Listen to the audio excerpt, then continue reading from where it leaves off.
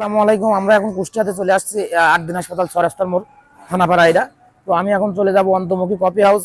সেই অন্তর্মুখী কফি হাউসে আপনারা কিভাবে যাবেন সরাসরি দেখাবো আমাদের ক্যামেরার মাধ্যমে।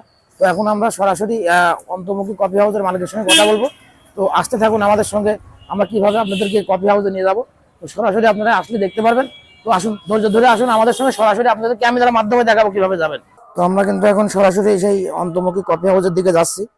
তো আপনারা আমাদের সঙ্গে আসুন, অন্তর্মুখী কফি হাউসের দিকে আমরা এখন সরাসরি আপনাদেরকে দেখাবো। তো আমরা কিন্তু প্রায় সেই অন্তর্মুখী কফি হাউসের দিকে চলে আসছি। তো সামনেই কিন্তু অন্তর্মুখী কফি হাউস।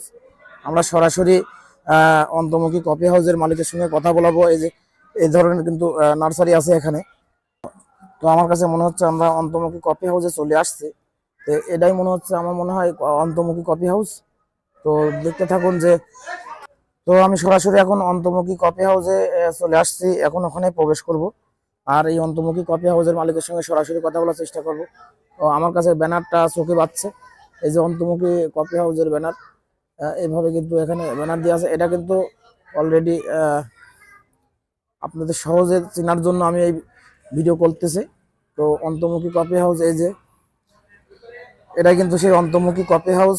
অল্প দিনের মধ্যে আপনারা এখানে আসতে পারবেন। অল্প দিনের মধ্যে এখান থেকে আপনারা সরাসরি কিছু আশা করতে পারেন যে এখানে সময় কাটানো যাবে।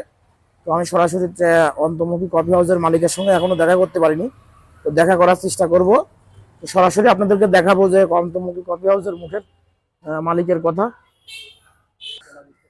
তো চলতে চলতে এখন আমরা অন্তর্মুখী কফি হাউসে খোঁজ করতে করতে কফি হাউসের মালিকের খোঁজ পেয়েছি। আমরা এখন সরাসরি কফি হাউসের মালিকের সঙ্গে কথা বলবো। তো মনে হচ্ছে কফি হাউসের মালিক উপরে আছে, তো সরাসরি তার সঙ্গে কথা বলার চেষ্টা করব। আপনারা আসুন আমাদের সঙ্গে, আমরা এখন তার মুখ থেকে কিছু কথা শুনবো। তো আমরা অনেক খোঁজাখুঁজির পরে এই অন্তর্মুখী কফি হাউসের মালিকের সঙ্গে দেখা পেয়েছি। এখন আমরা তার মুখ থেকে শুনবো কিছু কথা। তো ভাইয়া, আপনি এই অন্তর্মুখী বলতে কি বোঝায়, আপনি কি বোঝেন?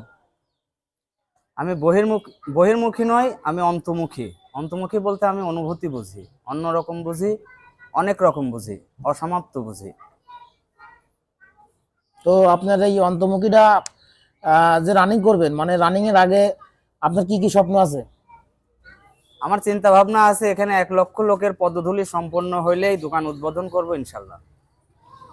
যাক, আমাদের দর্শকের জন্য আপনারা কিছু, আপনি কিছু বলেন।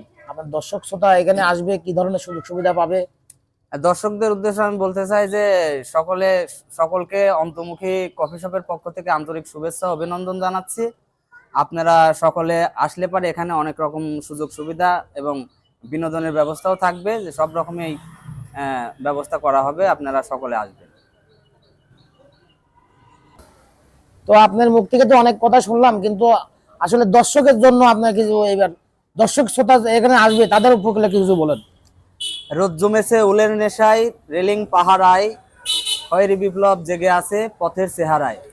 সকলকে অন্তর্মুখী কফি শপের পক্ষ থেকে আন্তরিক শুভেচ্ছা ও অভিনন্দন জানাচ্ছি। সকলের অনাগত ক্ষণ হোক আরো সুন্দর, উচ্ছল দিন কামনায়।